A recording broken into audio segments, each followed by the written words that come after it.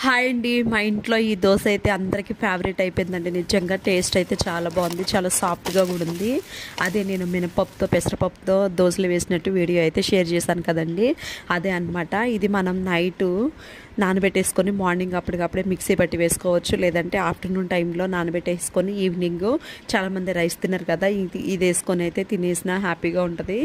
మా జెన్సీని చూసారా, doctor set అంట నన్ను వీడియో తీ మమ్మీ అన్నట్లయితే చూపిస్తుంది అనమాట.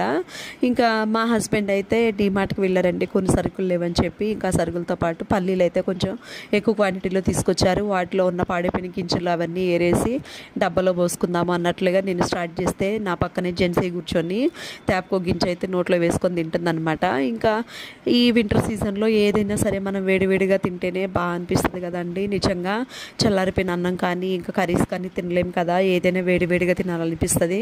ఇంక ఈవినింగ్ టైంలో వెజ్ మంచూరియా అయితే తీసుకొచ్చారండి మా జెన్సీ.